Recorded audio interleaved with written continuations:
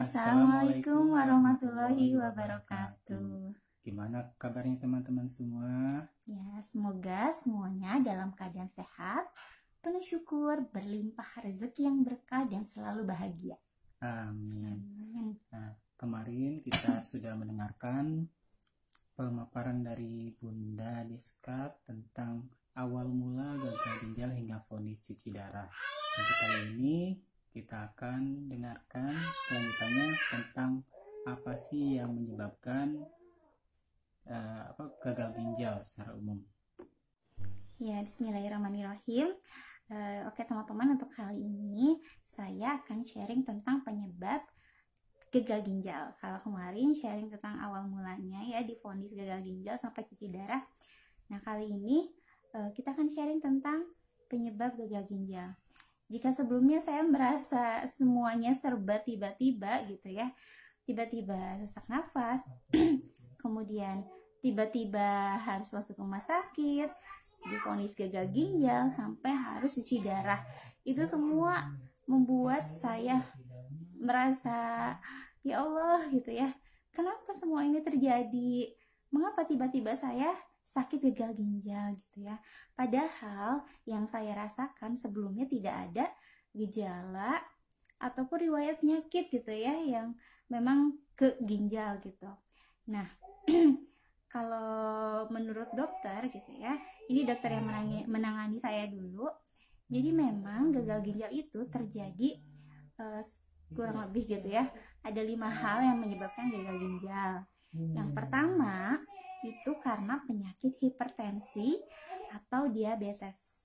Nah, sebelumnya saya nggak ada gitu ya, nggak ada riwayat sakit hipertensi ataupun penyakit gula, karena memang tidak ada tidak ada riwayat sakit tersebut. Seperti hipertensi atau darah tinggi, itu saya memang rutin memeriksakan diri 3 bulan sekali, itu ke bidan ya, karena memang saat itu saya masih suntik KB.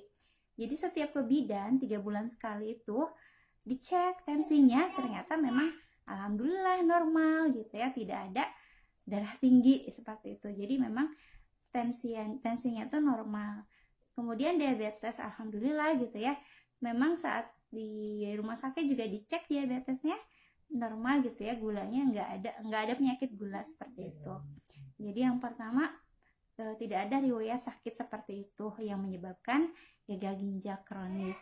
Nah, kemudian yang kedua, kata dokter, biasanya gagal ginjal itu terjadi karena sering meminum obat-obatan gitu, seperti misalnya obat pelangsing, kemudian obat-obat lain dalam jumlah atau dosis yang besar, sehingga obat-obatan tersebut akan merusak ginjal kita.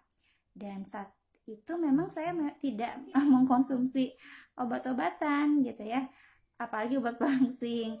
Kemudian obat-obat lain juga kalaupun sakit sakit biasa gitu ya, dan tidak meminum obat-obat yang berlebihan seperti itu. Jadi memang kalau penyebabnya karena obat-obatan, tidak gitu ya, tidak mengkonsumsi obat-obatan seperti itu. Nah, yang ketiga, kata dokter itu, gagal ginjal bisa terjadi disebabkan karena minum bersoda atau beralkohol. Nah, 2 minuman ini itu memang tidak gitu ya, apalagi minuman beralkohol gitu ya, itu yang diharamkan. Nah, minum minuman bersoda juga memang jarang sekali minum gitu ya.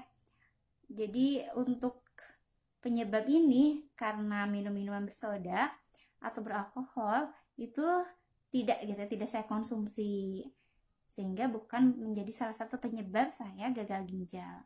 Nah, yang keempat, penyebab gagal ginjal itu adalah karena kurang minum air putih.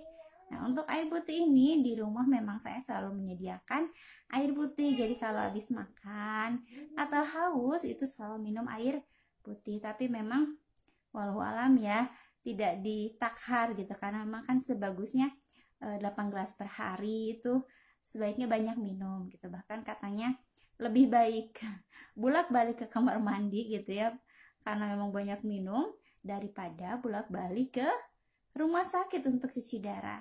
Jadi untuk itu teman-teman gitu ya, perbanyak minum air air putih gitu, air biasa yang itu fungsinya memang bagus untuk ginjal. Jadi racun-racun dalam ginjal itu akan dibersihkan oleh air seperti itu, tidak menumpuk di dalam ginjal. Karena itu untuk penyebabkan kurang air minum, saya rasa saya sering gitu minum air minum meskipun tidak ditakar, walau alam ya.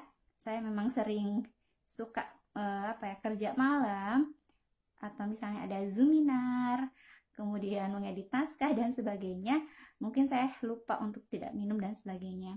Tapi memang air putih itu selalu tersedia di rumah. Nah, yang terakhir, yang kelima, salah satu penyebab gagal ginjal itu adalah autoimun. Hanya memang kata dokter, untuk autoimun ini memang perlu diteliti lebih dalam gitu ya. Karena bisa jadi gagal ginjal dari autoimun, tapi itu harus ada penelitian yang lebih dalam.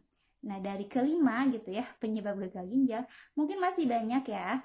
Salah satu faktor lainnya penyebab gagal ginjal, tapi yang saya ketahui dari dokter itu adalah kelima hal tadi.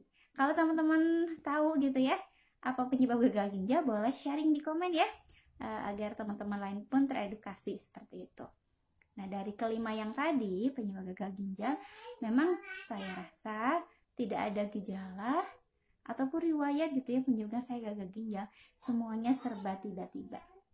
Tapi memang ketika itu, selesai cuci darah yang pertama di rumah sakit, itu kami memutuskan untuk konsultasi ke dokter spesialis ginjal. Nah, dokter spesialis ginjal itu adanya di Bandung, karena di Tasik itu hanya ada dokter spesialis penyakit dalam. Akhirnya kami berangkat ke Bandung untuk konsultasi, karena memang beliau itu sepertinya sudah berpengalaman menangani pasien yang gagal ginjal.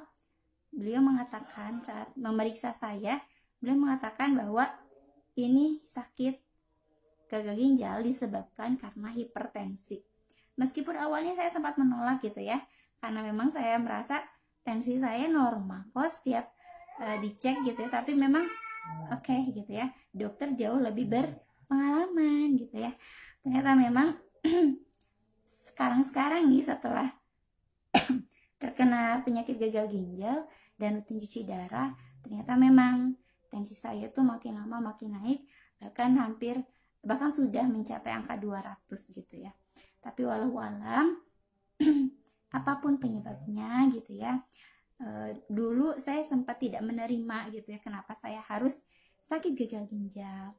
Tapi sekarang gitu ya, banyak teman-teman yang mengingatkan, support, kemudian saya banyak membaca literatur, menonton video motivasi dan sebagainya. Ternyata memang Allah itu memberikan kepada kita, Masya Allah ya, nikmat itu sepaket gitu ya. Ada nikmat sehat, ada nikmat sakit gitu ya. Nah, saat nikmat sehat, kita bersyukur gitu ya, alhamdulillah keadaan kita sehat gitu ya, sedang sehat. Namun saat sakit gitu, itu juga sama nikmat ya. Iya, nikmat. Nah, jadi nikmat yang memang harus kita syukuri juga gitu ya. Jangan sampai kita menolak nikmat yang sudah Allah berikan. Jadi kalau sehat bersyukur, sakit pun harus bersyukur. Ya, karena apa gitu ya? Karena memang ini Allah yang kasih loh gitu ya. Allah memberikan kita sehat, Allah juga yang memberikan kita sakit. Jadi kita tidak boleh menolak gitu ya, menolak pemberian dari Allah, dan itu harus kita syukuri, karena memang ya Allah gitu ya, Allah itu sudah memilih kita untuk menerima ujian ini gitu ya. Allah itu sudah memilih kita untuk menerima sakit ini gitu ya. Jadi jangan sampai ya Allah aku nggak mau gitu ya, aku kenapa harus aku, kita harus kita menolak gitu ya pemberian dari Allah. Karena memang ya harus disyukuri gitu ya, dijalani, dan insya Allah gitu ya ketika kita menerimanya gitu ya. Meski ini nasihat buat saya juga ya, meskipun sakit tapi kita harus bisa menerimanya, karena memang sakit ini Allah yang kasih. Dan insya Allah gitu ya, kalau kita sabar, kita ikhlas, insya Allah sakit ini pun akan Allah ambil kembali, dan kita pun akan sehat kembali insya Allah gitu ya. Karena kehidupan itu naik dan turun gitu. Ada masanya kita sakit, ada masanya kita sehat, begitupun sebaliknya. Dan mohon doanya juga dari teman-teman, semoga memang sakit ini gitu ya, yang saya rasakan ini bisa menjadi penggugur dosa untuk diri saya pribadi, dan semoga bisa pulih seperti sedia kala. Amin ya rabbal alamin. Amin. Ya, itu saja sharing dari saya. Mohon maaf apabila ada kekurangan ataupun kesalahan yang saya ucapkan. Terima kasih teman-teman. Assalamualaikum warahmatullahi wabarakatuh.